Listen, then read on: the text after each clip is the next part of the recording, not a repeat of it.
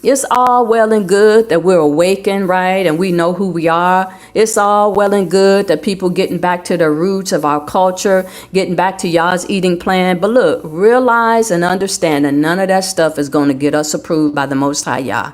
You must surrender your heart, your soul, your way of doing things. You must be born again. And I'm just not hearing a lot of that when I listen to some of these, when I go through some of these platforms. Some are saying it, and one is on here tonight, Apostle Cousin Curtis Lewis. So I thank you for that. Always letting the people know you got to be born again.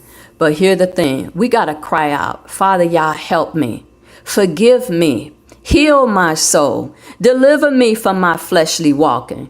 Forgive me for not acknowledging your ways. Heal me from flying off the handles with others. Deliver me from anger, bitterness, strife. Deliver me from cussing, smoking, living sexually impure. Help me, Father Yah, to live in obedience to you and your ways. That's what we got to do. All right, because too many people think they're going to make it in because they're a Hebrew Israelite. No, not at all. So many people think they're going to make it in because they know Hebrew, Paleo Hebrew. No, not at all. Some people think they're going to get it in, make it in because they are living and walking in the feast days. Absolutely not. Look, family, you could wear all the apparel you want to. Look like you just got off the plane from the motherland. You could fast 23 hours out of 24 hours and still have a nasty disposition.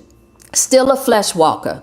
We must rid our lives of the things that are not needed in Yah's kingdom. We must become a living sacrifice, holy and acceptable unto him. This is the right thing to do. And many people don't put that together. They don't think that they need to surrender. They don't think that they need to walk in obedience. They don't think that they need to be led by the Spirit of Yah. And they're walking in the flesh. I'm sorry, but ain't no flesh gonna get into his sight. He is not gonna take your flesh in. No, we got to walk in the Spirit. We've got to walk in obedience and surrender. Like that scripture in Matthew, many gonna say, didn't we cast out demons in your name? Lord, Lord, then we cast out demons. Then we do this. And he's going to say, what?